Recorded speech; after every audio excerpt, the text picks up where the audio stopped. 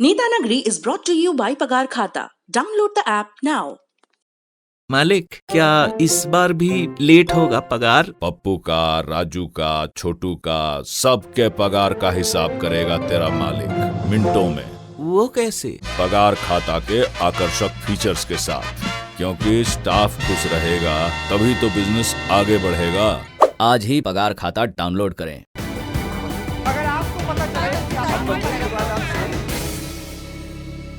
एक बार फिर से लल्लन टॉप के इस वीकली पॉलिटिकल शो में आपका बहुत बहुत स्वागत है। आपका भी स्वागत है मेरे नौजवान, जोशीले, ऊर्जा से भरे और विद्वान साथी निखिल वाट। शुक्रिया सौरभ। मैं कुछ कहूँ उससे पहले मेरा एक छोटा क्वेश्चन है, ये मेनका मनेका वाला क्या कंफ्यूजन है?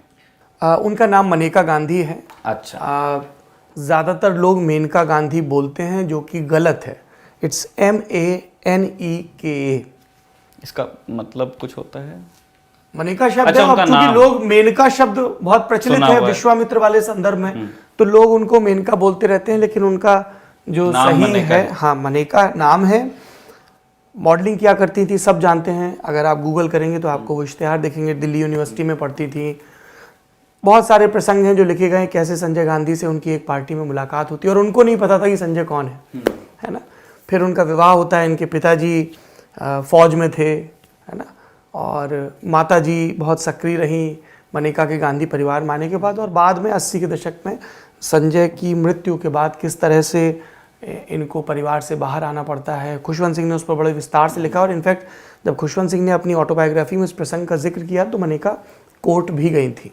अच्छा। तो ऐसी हाँ एक लंबी कहानी है। और देखिए, अभी न्यूज़ क्लिक पर ईडी की रेड चल रही है। प्रवीर पुरकायस्थ उसको चलाते हैं, है ना, चलाने वालों में से एक हैं। प्रवीर पुरकायस्थ JNU में पढ़ते थे। JNU में मनेका गांधी भी पढ़ती थी। मनेका गांधी आई, काले रंग की एम्बेसडर में बैठ के आती थी, और उस दिन प्रोटेस्ट हो रहा था, हड़ताल हो रही थी केंद्र सरकार के खिलाफ। DP त्रिपाठी, जो बाद में NCP से राज्यसभा के सांसद रहे और कमाल के वक्ता, DPT इलाहाबाद की पृष्ठभूमि के, वो उस समय अध्यक्ष थे। तो DPT ने मनेका गांधी से कहा कि Mrs Gandhi, you are one of us, you should support this protest.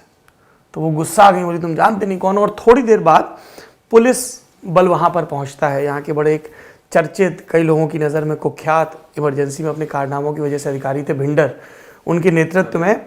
और वो कन्फ्यूजन हो जाता है, तो वो प्रवीर पुरकायस्थ को उठा के ले जाती है पुलिस। Wrong identity. वहाँ जाके होता है कि अरे ये नहीं, वो था, वो नहीं, ये था। और वही प्रवीर पुरकायस्थ फिर से चर्चा में है। तो ये बड़े लंबे इतिहास हैं, मनेका, मेनका और गांधी परिवार की बहुओं के इतिहास।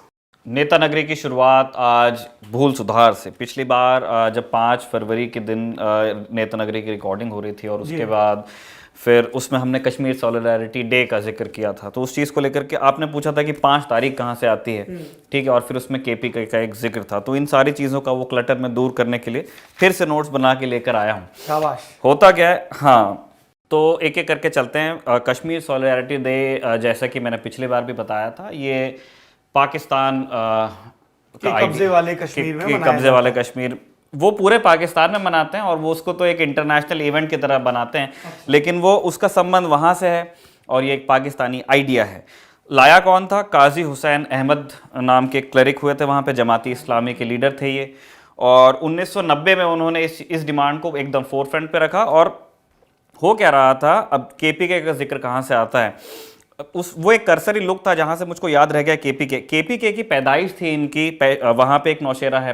KPK मतलब खैबर पख्तूनवा वाला? खैबर पख्तूनवा की इनकी पैदाइश है, और वहाँ पे भी एक नौशेरा ज़िला पड़ता है पेशावर डिवीज़न में, और ये वहाँ से हैं। और ये इनकी जो शुरुआती पॉलिटिक्स, इनकी पढ़ाई और इनकी जो शुरुआती पॉलिटिक्स है वो भी KPK में होती है।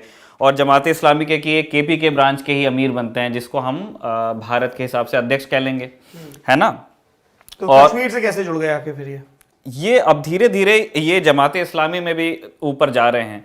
और जमात इस्लामी, जैसा हम जानते हैं कि कश्मीर को लेकर के 3 विचार हैं, ठीक है। एक हम जो कहते हैं कि कश्मीर जो भारत का अभिन्न अंग है, और डेमोक्रेसी वगैरह वगैरह जो ये हम कहते हैं, ठीक है। दूसरा फिर एक है जो कश्मीरी सेपरेटिज्म है, JKLF टाइप के, जो JKLF है, और वो उसमें तमाम सारे लोग आ जाते हैं, जो कश्मीरियत को आगे रख के बात करते हैं। हाँ, वो ये कहते हैं कि कश्मीर को एक स्वतंत्र देश होना चाहिए। फिर एक तीसरा फैक्शन आता है जमाते इस्लामी, वहाँ भी इस्लाम वाला जो कह सकते हैं, तो वो ये कहते हैं कि कश्मीर को पाकिस्तान का हिस्सा होना चाहिए। तो जमाते इस्लामी बहुत लंबे टाइम से इस कॉज को आगे बढ़ाए हुआ था, और जमाते इस्लामी ले लीजिए और कश्मीर के कई और इवन टेररिस्ट ऑर्गेनाइजेशन भी हैं, उनका प्रॉब्लम सिर्फ कश्मीर को लेकर के या इंडियन सब कॉन्टिनेंट को लेकर नहीं, वो पैन इस्लाम टाइप की बात करते हैं। तो वो एक अलग दुनिया है। फिर वो उनको क्या लगता है कि जो आईएस जो वर्ल्ड ऑर्डर लाना चाह रहा है वही सही है? आईएस में न्यूसेंस वैल्यू के अलावा कुछ नहीं था। ये जो पैन इस्लामिज्म वाली है वहां पे थोड़ी स्कॉलरशिप आपको मिल जाएगी। एनीवेज वो यहाँ मुद्दा नहीं है। हुआ क्या कि जब काजी हुसैन अहमद जमात इस्लामी में काफ़ी सीनियर हो गए, तो उन्होंने 90 में कहा, और उस टाइम भुट्टो पीएम होती थी, कि कश्मीर सॉलिडारिटी डे होना चाहिए और इसको हम मनाएंगे। अब जाते जाते अब उस टाइम पे दो लीडर्स थे, एक भुट्टो अपनी गद्दी बचाने की कोशिश कर रहे हैं क्योंकि उनके ऊपर भी कई तरह के चार्जेस थे, अगस्त में उनकी गद्दी चली जाती है, 90 की बात है, और सीएम पंजाब थे उस टाइम पे नवाज शरीफ। और उनको था कि अगर ये भुट्टो को मैं अनसीट होती हैं या हम कर लेते हैं, जैसे भी हो जाता है, तो एक वो क्लेमेंट टू पावर थे। उन्होंने फिर अब जब ये डिमांड आई तो दोनों ने कहा कि नहीं होना चाहिए, कश्मीर सॉलिडारिटी डे तो होना चाहिए।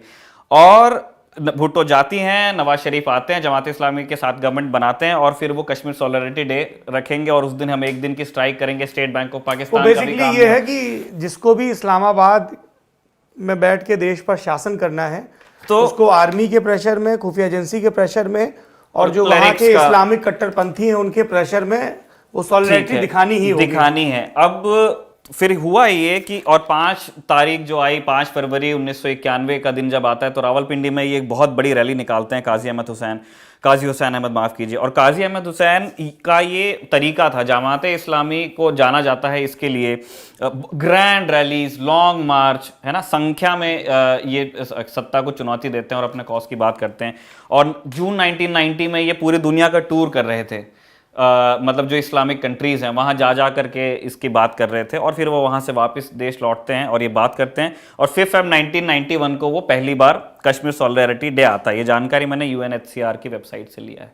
अच्छा। तो 5 तारीख क्यों थी स्पेसिफिक, ये मैं आज भी नहीं पता लगा पाया। मुझको एक ये मिला कि 5 फरवरी 1984 को ये हुआ था कि बलूचिस्तान छोड़कर के पाकिस्तान की सारी स्टूडेंट यूनियंस बैन होती हैं, और तो ये एक मुझको ही मतलब उसका इससे कनेक्शन नहीं, इससे मैं सीधा कनेक्शन मैं नहीं जोड़ पाया कि 5 फरवरी जमात इस्लामी के दिमाग में क्यों आया होगा कश्मीर सॉलिडारिटी को लेकर के, लेकिन ये उसका इतिहास है, और है ना, और केपीके की भी वहीं बात आती है। और ये इन्होंने ज्ञानवर्धन किया, बाद में इन्होंने भुट्टो को फिर एक और बार अनसीट किया, मतलब ये काफी सारे मूवमेंट से जुड़े रहे काजी हुसैन अहमद, और फिर 2013 में या 12 में शायद उनका देहांत होता है। तो ये है कश्मीर सॉलिडारिटी। एक और आए थे कनाडा से लॉन्ग मार्च करने के लिए, इमरान खान से पहले, उनके भी खूब चर्चे थे, मौलवी साहब के। चलिए नेता नगरी को आगे बढ़ाते हैं। भाई साहब आपकी बात पूरी हो गई? बात पूरी हो गई। चलिए देखिए, विनम्र लड़का है, आप में से कई लोग क्या क्या लिखते हैं आके कमेंट बॉक्स में। आज हमने एक सवाल भी लिया है, तुम्हारी विचारधारा को लेकर लोगों में बड़ी उत्सुकता है, तो उनको भी जवाब दीजिएगा, हमको भी पता चल जाएगा भाई तुम्हारी कुछ स्थिर विचारधारा है, क्योंकि मेरी तो जुगुप्सा है। क्या बात है, अच्छा, एक बढ़िया आपने प्रांजल शब्द इस्तेमाल किया। नेता नगरी को आगे बढ़ाते हैं। नेता नगरी में आज के एपिसोड में 2 विषयों पर विस्तार से बात होगी। देश की संसद में जो चर्चाएं हो रही हैं उन पर बात होगी, अलग अलग प्रसंगों को लेकर, और उसके अलावा बंगाल का जो पॉलिटिकल स्पेक्ट्रम है उसको डिस्कस करेंगे। तो आइए शुरू करते हैं नेता नगरी। नेता नगरी के पहले प्रसंग में बात होगी विस्तार से संसद में हो रही सब चर्चाओं की। ये चर्चाएं कृषि कानूनों पर हो रही हैं, ये चर्चाएं चीन के साथ डिसएंगेजमेंट के प्रोसेस पर हो रही हैं, बजट पर हो रही हैं, और अपनी अपनी सियासत पर। और इन पर बातचीत करने के लिए हमारे साथ मौजूद हैं वो वरिष्ठ पत्रकार, कई दशकों का अनुभव रखने वाले, जिनका इस शो की शुरुआत से ठीक पहले मुझे एक प्रवचन मिला कि ये विजिटिंग कार्ड वाले पर्चे तक महदूद मत रहिए, क्योंकि खलीते में कितना है इससे वजन तय होता है। बहुत बहुत स्वागत है एक बार फिर से आपका Rahul Srivastava ji, India today group के जो प्रतिष्ठान है उसके नेशनल एडिटर पॉलिटिकल अफेयर्स, यही सही है ना सर? National affairs. साहब ऐसा है कि शब्द को पोस्टमार्टम की टेबल पे रखोगे ना तो जीभ भर खिंच जाता है। कैसे हैं आप? बहुत व्यस्त होंगे, संसद चल रही है, दोनों सदन जी, व्यस्तता तो है और खासकर ये कि सौरभ की कोविड के चलते जो पार्लियामेंट का नया स्वरूप है पिछले सेशन से दिखा है कि सुबह की बैठक राज्यसभा की होती है, शाम एक गैप के बाद जिसमें सैनिटाइजेशन होता है, उसके बाद लोकसभा बैठती है, 3 अलग जगह पे सांसद बैठते हैं, एक हॉल के, लोकसभा, राज्यसभा और गैलरी। उससे वो जो एक लोक पार्लियामेंट के सेशन की रंगत हुआ करती थी, वो थोड़ी-थोड़ी बदली सी है। यानी इसमें वो मजा नहीं जो पहले हुआ करता था। मगर हाँ, अगर आप कहिए कि राजनीतिक डेवलपमेंट तो देखिए, एक इस्तीफा 1991 में चंद्रशेखर साहब ने सुनाया था। राजीव गांधी आर्म ट्विस्टिंग कर रहे थे उनकी कि 2 हरियाणा पुलिस के कांस्टेबल उन पे खुफिया नजर रखे हैं। तो उस पे चंद्रशेखर ने अपने इस्तीफे की घोषणा की थी पार्लियामेंट में। आज टीएमसी के दिनेश त्रिवेदी को बड़ी घुटन महसूस हुई, तो उन्होंने कहा कि मैं इस्तीफा दे रहा हूं राज्यसभा में अपनी कुर्सी से, और सुना है कि वो खुली हवा की तलाश में किसी और पार्टी में जा सकते हैं। मौसम बदल रहा है, फूलों के खिलने का मौसम आ रहा है, ऐसा किसी कवि ने कहा था। ये बताइए, आपने बंगाल का जिक्र किया, दिनेश त्रिवेदी जी का जिक्र किया, 2 स्पीच जो ये सत्र चल रहा है, बंगाल की ही पहले बात कर लेते हैं, उनकी खूब चर्चा हो रही है। एक महुआ मोइत्रा की स्पीच और दूसरी दिनेश त्रिवेदी की स्पीच। क्या पॉलिटिकल इक्वेशन नजर आई आपको सदन में इन दोनों की स्पीचेस के कंटेक्स्ट में, और इनका इंपैक्ट कैसा दिखा? देखिए सौरभ, मैं इस सेशन को थोड़ा सा इन 2 स्पीचेस से थोड़ा ज्यादा कैनवस बड़ा करूंगा। एक स्पीच हुई नरेंद्र सिंह तोमर की, जिसमें उन्होंने कहा कि कांग्रेस खून से खेती करती है। एक प्रधानमंत्री के आंसू दिखे गुलाम नबी आजाद को लेके। तो देखिए, राजनीति में एक बात कही गई है जो कि मार्टिन लूथर किंग ने बड़ी पते की बात कही थी कि blood alone moves the wheels of history. अब मार्टिन लूथर किंग की उस बात को लीजिए तो सुभाष चंद्र बोस ने कहा कि तुम मुझे खून दो, मैं तुम्हें आजादी दूंगा। खून की राजनीति राहुल गांधी ने कहा। खून का बड़ा महत्व है, ये जब उठा है तब तक कुछ ना कुछ बवंडर उठा है। उसके बाद आंसू दिखे प्रधानमंत्री के भी और गुलाम नबी के भी। तो उस पे गालिब साहब बहुत बढ़िया अर्ज कर गए हैं कि रगों में दौड़ते फिरने के हम नहीं कायल, जब आंख ही से न टपका तो लहू क्या है। जी, तो क्या है कि ये सेशन जो है वो लहू से आंसू का एक सफर तय कर चुका है। राहुल जी, हम इन सब प्रसंगों पर आएंगे, प्रधानमंत्री के आंसू, गुलाम नबी आजाद, लेकिन चूंकि दिनेश त्रिवेदी का जिक्र हो आया, इसलिए पहले मैंने बंगाल का सवाल उछाल दिया। महुआ मोइत्रा और दिनेश त्रिवेदी की स्पीच, क्योंकि बंगाल तो रणभूमि बना हुआ है, लगातार बयान आ रहे हैं अमित शाह के और ममता बनर्जी के। जी देखिए, जो दिनेश त्रिवेदी का भाषण है, दिनेश त्रिवेदी के भाषण से एक बात ये तय है कि वो कहीं ना कहीं इस चीज की तैयारी थी कि देखिए, तृणमूल कांग्रेस छोटा दल है कांग्रेस से लोकसभा में, राज्यसभा में भी, लेकिन एक बात मैंने देखी है पिछले 2014 से कि तृणमूल कांग्रेस एक एग्रेसिव ऑपोजिशन के तौर पे उभरा है। वो कई मामलों पे देखिए, खासकर डिमोनेटाइजेशन पे सबसे पहली आवाज जो उठाई वो ममता बनर्जी ने उठाई और लोकसभा में खुले में विरोध किया। कांग्रेस उसके बाद पीछे आई। मैंने देखा है कि तमाम मुद्दों पे तृणमूल कांग्रेस एक प्रिंसिपल एजिटेटर की तरह उठती है सरकार के खिलाफ, और उसके बाद बड़ी ऑपोजिशन पार्टी जैसे कांग्रेस है वो उसके पीछे। और इसी चीज था कि बजट के दौरान जहां सरकार हमले झेल रही थी, इससे पहले मोशन ऑफ थैंक्स पे बाइडेन की स्पीच का, वहां एक सिर्फ तृणमूल को ही नहीं, अपोजिशन को सेटबैक दिया। बीजेपी ने रणनीति बना करके अगर दिनेश त्रिवेदी तृणमूल जाते हैं तो उन्होंने अपना इस्तीफा सदन में घोषित किया और कहा कि मैं बहुत सारी चीजें हैं जो मैं करना चाहता हूं मगर सफोकेशन है। दूसरी तरफ से अगर नेशनल डिस्कोर्स को देखा जाए तो उनका कहना था महुआ मोइत्रा को कि एक रेवोल्यूशनरी एक्ट होगा। वो सब जो बयानात हुए हैं, मैं कहूंगा कि पार्लियामेंट हमेशा एक तरह का राजनीतिक अखाड़ा रही है, और खासकर रीजनल पार्टियां जब से उठी हैं तब से क्या है कि बटन कहीं और दबता है और हलचल यहां होती है। एक समय पे आपको याद होगा कि जयललिता कहा जाता था कि चेन्नई में पोएस गार्डन में बटन दबाती हैं और इधर सरकारें गिर जाती हैं। तो ये जो एक पॉलिटिकल क्रम है राजनीतिक दलों का जो दबदबा है लोकतंत्र में, वो आज भी मैं कहूंगा कि वो बरकरार है। और बीजेपी के मेन चैलेंजर जो हैं, वो आज की तारीख में अभी भी देखिए तो ये रीजनल पार्टियां हैं, जिनको हराना बीजेपी के लिए उनके समीकरण तोड़ना आज भी मुश्किल साबित हो रहा है। भले ही यूपी में समाजवादी पार्टी और बसपा का समीकरण उन्होंने तोड़ लिया हो, लेकिन उड़ीसा देखिए, बंगाल देखिए, आंध्रा देखिए, तेलंगाना देखिए, रीजनल पार्टियां अभी भी दबदबा रखती है अपने क्षेत्र में, और वो पार्लियामेंट में भी सरकार के लिए मुश्किल का सबब है। सर, अब आ जाते हैं पीएम के दोनों स्पीचेस पे। एक वो राज्यसभा में करते हैं और उसके बाद दूसरा वो लोकसभा में करते हैं।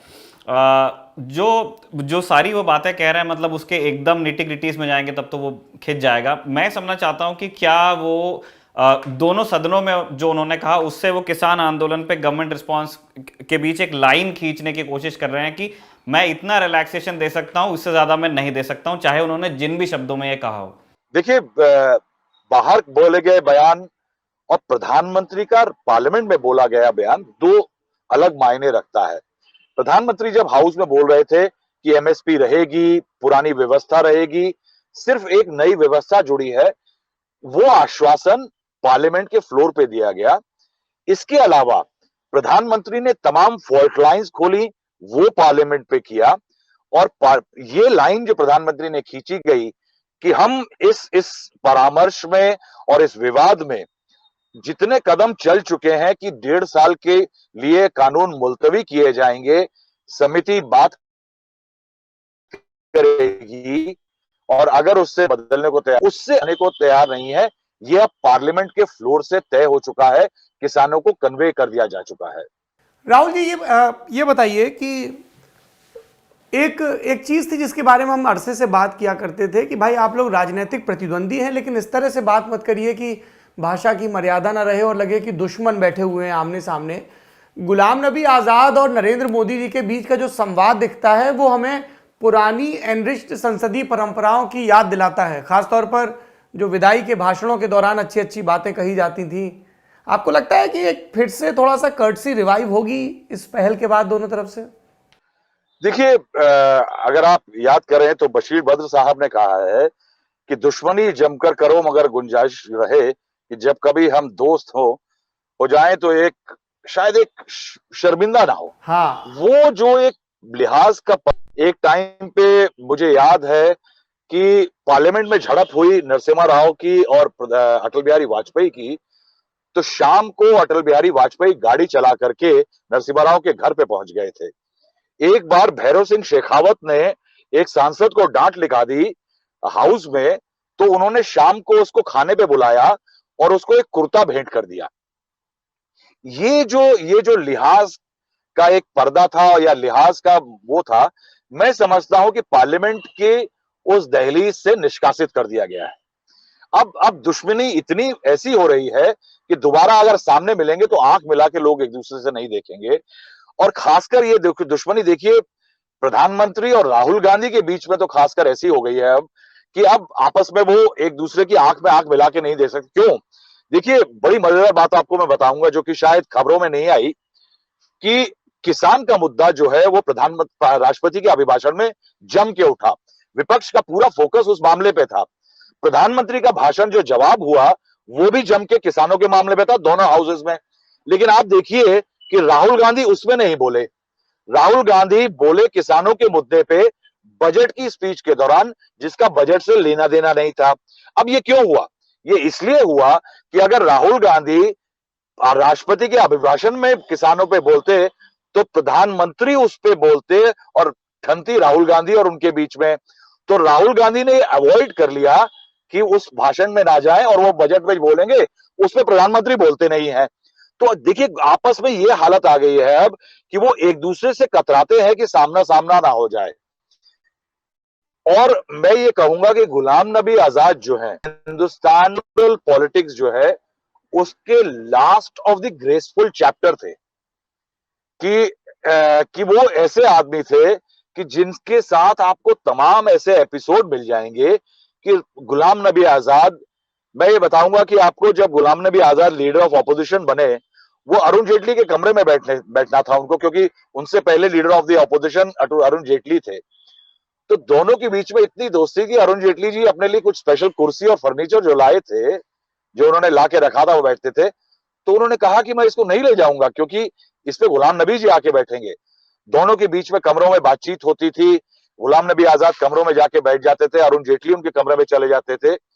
ये कुछ चैप्टर्स हैं सौरभ, जो हिंदुस्तान की इलेक्टोरल पॉलिटिक्स और पार्लियामेंट में बहुत देखे गए। मेरे ख्याल से जो वो जेस्चर था प्रधानमंत्री का और गुलाम नबी आजाद का, वो अगर आप देखिएगा तो कुछ दिनों में रेयर होने वाला है। मैंने इस हाउस के अंदर लोगों को आंसू बहाते हुए बहुत समय बाद देखा। खून खींच लेने की बात जरूर होती देखी है पिछले कुछ सालों में। अच्छा राहुल जी, मैं प्रधानमंत्री के भाषण पर ही आता हूँ। मोटा माटी 2-3 चीज़ें मुझे अपनी सीमित समझ के दायरे में समझ आई। एक तो बजट को लेकर कुछ विद्वान कह रहे हैं अच्छा है, कुछ कह रहे हैं औसत है, कुछ कह रहे हैं खराब है। लेकिन एक जो पैमाना बजट कैसा है मार्केट सेंटीमेंट के हिसाब से देखा जाए शेयर बाजार का, तो वो लगातार बढ़त पर रहा और वहाँ से बड़े पॉजिटिव सेंटीमेंट आए। उसके बाद लोगों ने ये भी रेखांकित किया कि प्रधानमंत्री ने पहली बार, देश के किसी प्रधानमंत्री ने खुलकर डिफेंड किया प्राइवेट सेक्टर को, उनको डेमोनाइज करना बंद करिए आप लोग, कि हर चीज़ में ये प्राइवेटाइजेशन कर रहे हैं, गलत है, ये फलाने उद्योगपति गलत हैं, ढिकाने उद्योगपति गलत हैं। कई लोगों ने कहा कि ये पॉलिटिकल पॉइंट ऑफ व्यू से खासतौर पर सदन के अंदर एक बड़ा शिफ्ट है। और राहुल 2014 के बाद से जो आरोप लगा रहे हैं नरेंद्र मोदी पर, सूट बूट की सरकार, सूट बूट की सरकार, बजट पर चर्चा में भी उन्होंने हम दो हमारे दो कहा, तो उसको बिल्कुल फ्रंटल अटैक उस पर नरेंद्र मोदी ने किया। How do you look at it?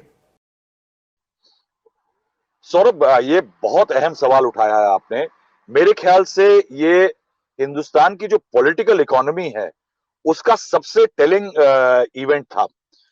Manmohan Singh ji ने जो 1991 में इकोनॉमिक लिबरलाइजेशन बताया शुरू किया नरसिम्हा राव के अंडर, उसमें प्राइवेट सेक्टर और प्रॉफिट जो है, मुनाफा, वो एक प्रथा थी हिंदुस्तान में, वो एक गाली माना जाता था। और वो मनमोहन सिंह ने एक ऐसा कल्चर शुरू किया जिसके अंदर एडम स्मिथ की जो वेल्थ ऑफ नेशन से ट्रिकल डाउन थ्योरी थी कि जब ऊपर कोई कमाएगा तो नीचे तक लाभ आएगा, उस ट्रिकल डाउन किया दोबारा करके मनमोहन सिंह ने बताया कि प्राइवेट सेक्टर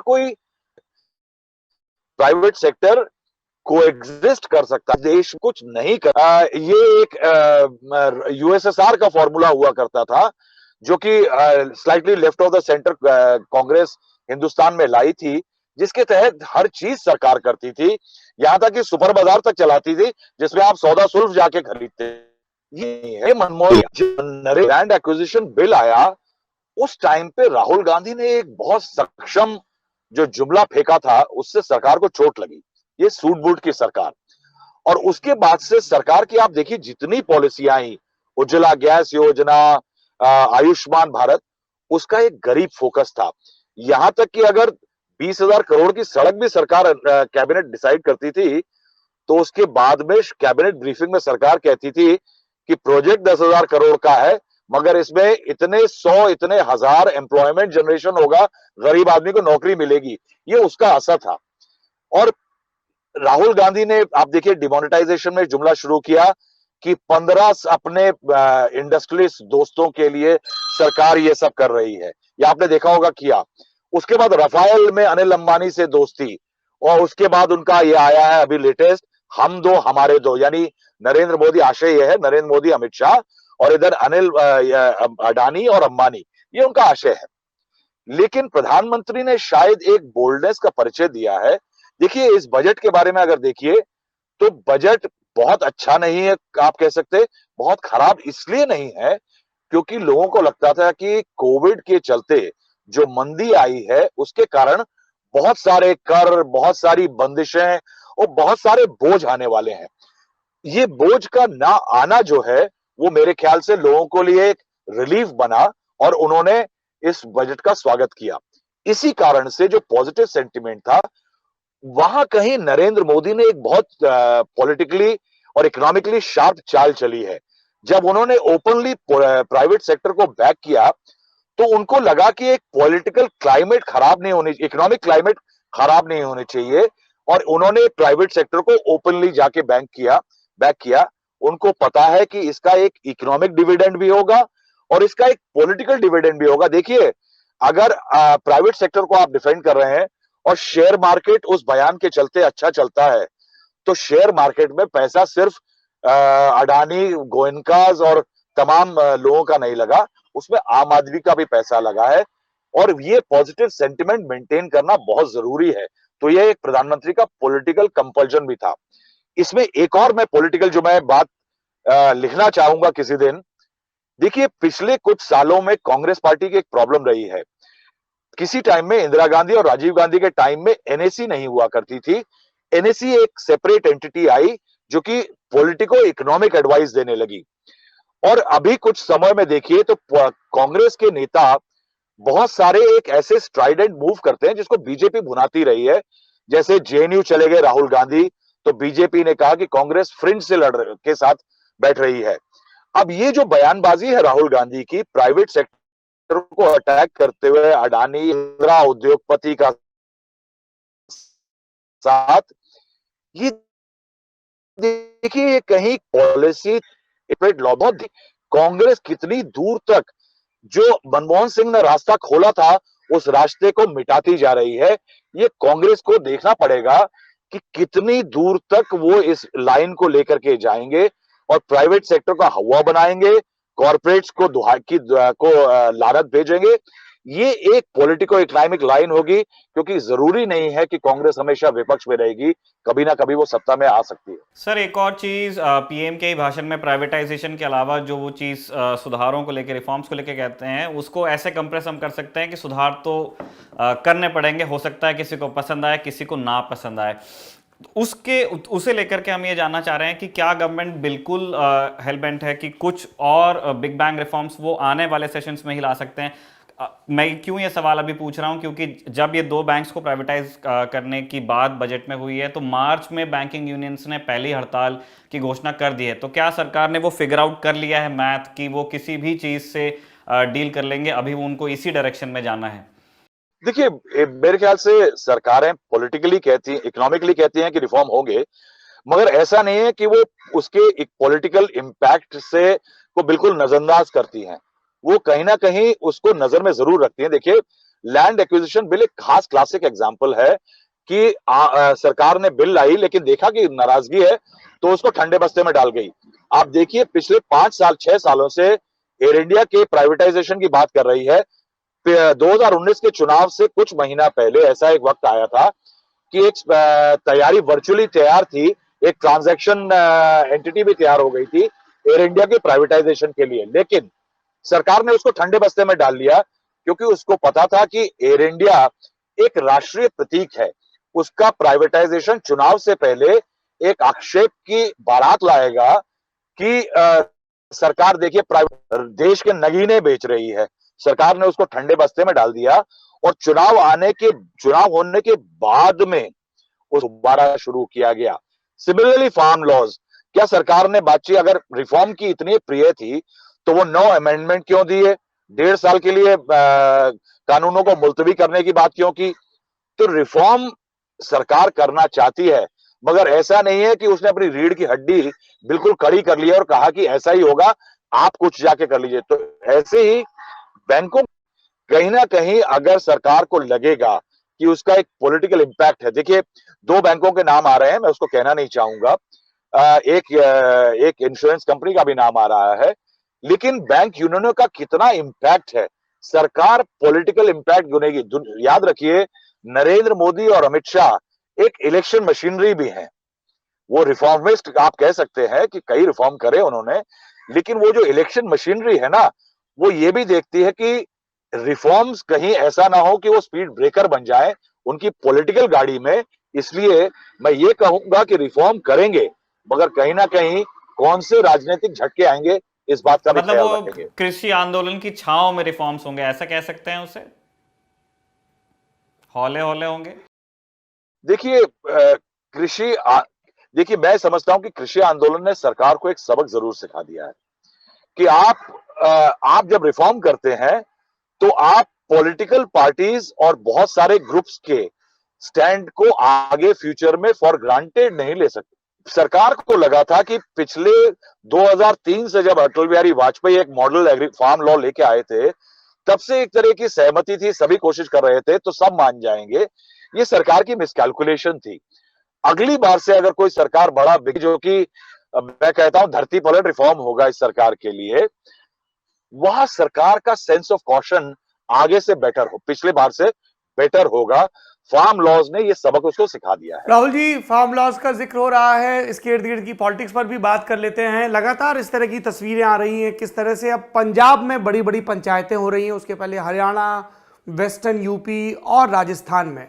और अब तक जो 1-2 हफ्ते 3 हफ्ते पहले तक बात थी कि साहब किसी पॉलिटिकल पार्टी के रिप्रेजेंटेटिव के लिए जगह नहीं है मंच पर, उसको बहुत कॉन्शियसली गैर राजनीतिक रखा गया था।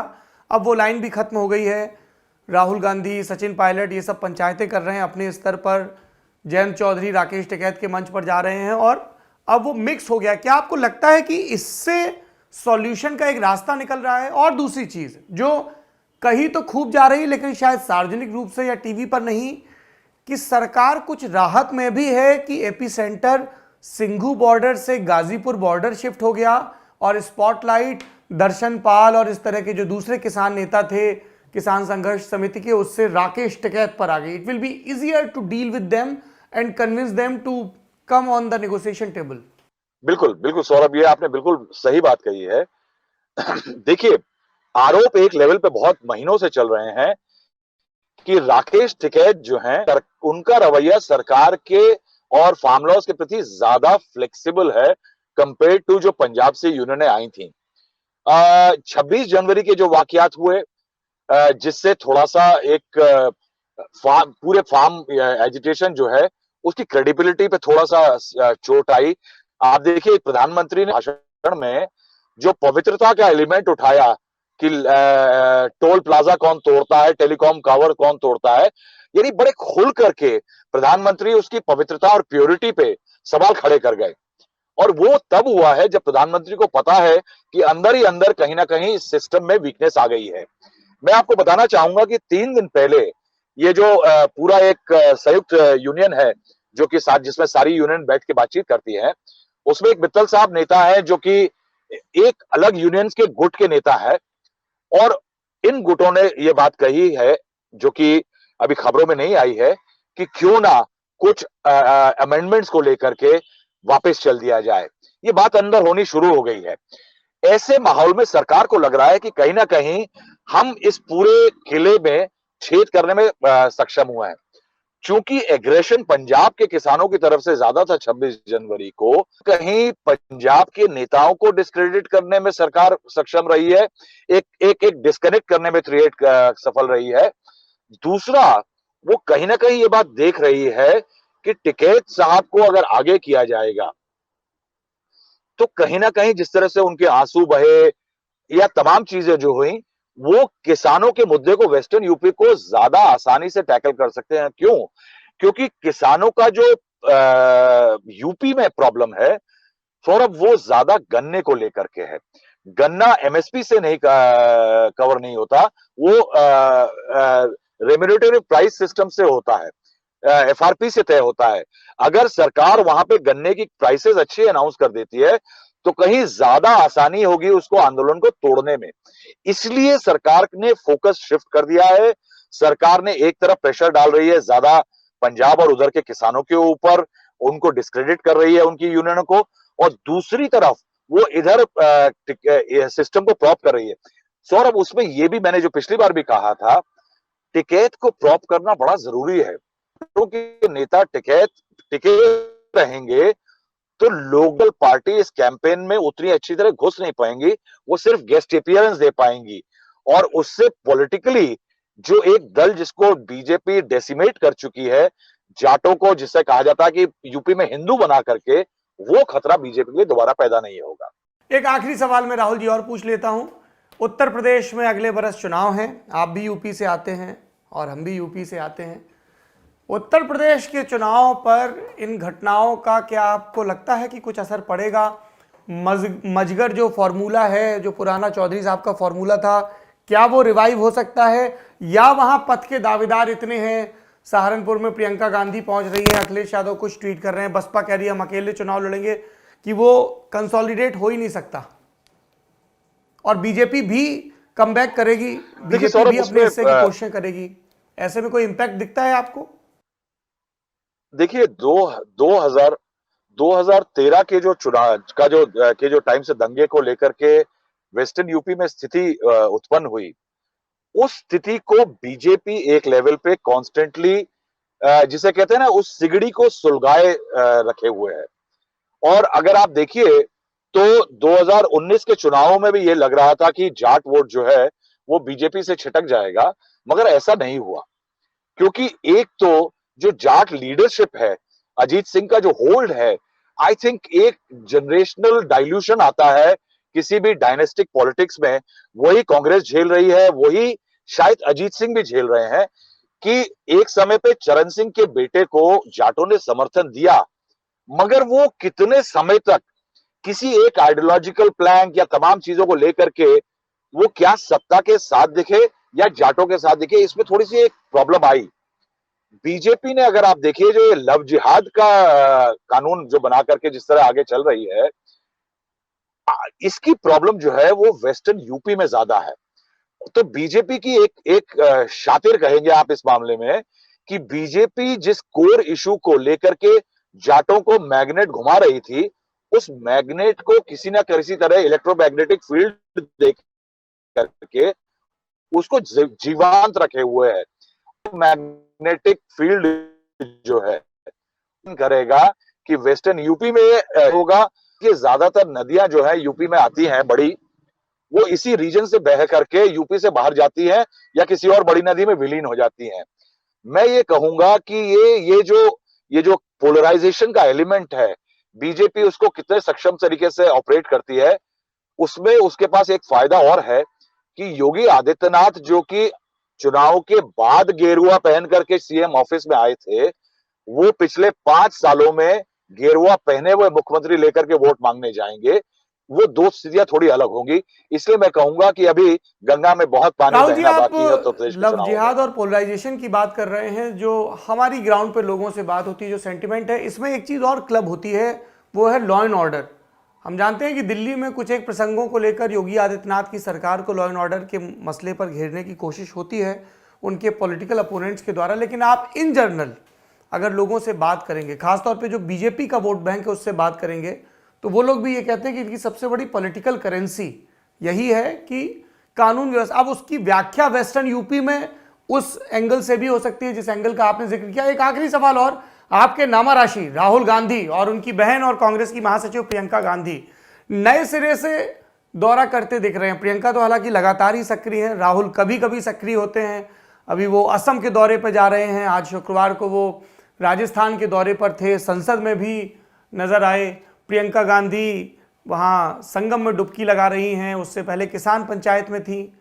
आपको लगता है कि आप चूंकि इतने दशक से हैं इस पॉलिटिकल एरेना में एज एन ऑब्जर्वर, कि ये दोनों मिलकर कुछ रिवाइवल कर पाएंगे? सौरभ, मेरे ख्याल से राहुल गांधी चूंकि कांग्रेस के फेस हैं और चूंकि वो गांधी परिवार से हैं, इसीलिए मैं ये नहीं कहूंगा कि कांग्रेस को करना होगा। मेरे ख्याल से राहुल गांधी को ये डिफाइन करना होगा आने वाले पीरियड में that what he stands for. Rahul Gandhi है क्या? ये वोटर, इस देश में वोटर जो है, मान लीजिए वो गेरुआ देख करके मोहित हो गया, तो इस पर एक भावना जितने नरेंद्र मोदी ने, बीजेपी ने सालों की कवायद करके कि भाई मैं हिंदू हूं, वो एक यादव को जाता रहा, कभी बीएसपी को दिया, क्यों? उनको लगा कि बीजेपी को हराने राहुल रिप्रेजेंट करते, किस सेगमेंट के एस्पिरेशन को रिप्रेजेंट करते हैं, वो कांग्रेस के हाथ से कमान चली गई है। वो रस्से जो थे, चादर के 4 कोने थे, वो कांग्रेस के और डिफाइन कि हम तो वायनाड से राहुल गांधी, रायबरेली से राहुल गांधी वायनाड, तो क्या बहुत सालों से बोलती थी कि हम यूपी के हैं, रायबरेली के हैं, वो बतानी पड़ेगी। आप 15 इस देश के रिसोर्सेज का पहला हक माइनॉरिटीज का है, वहां से आप मस्जिद मठ चले गए, आप मठ और मंदिर चले गए, आप आपने वो यज्ञोपवीत करा लिया और आपने कहा कि मैं तो जनेऊ पहनता हूं, आप संगम में डुबकी लगा रहे हैं। देखिए, हिंदुत्व अगर आप में जाग रहा है तो आपसे बड़े पादरी बैठे हुए हैं यहां पे, तो आप अपने आप को कैसे डिफाइन करेंगे वोटरों के सामने कि भाई मैं निरमा बेच रहा हूं या सर्फ बेच रहा हूं या चंपी का तेल बेच रहा हूं? ये कांग्रेस को पहले ये ढूंढना होगा, उसके बाद कहिएगा कि भाई साहब मैं ये बेच रहा हूं। चलिए, राहुल श्रीवास्तव जी, इस पूरी बातचीत में जुड़ने के लिए हमारे साथ बहुत बहुत शुक्रिया। Thank you so much.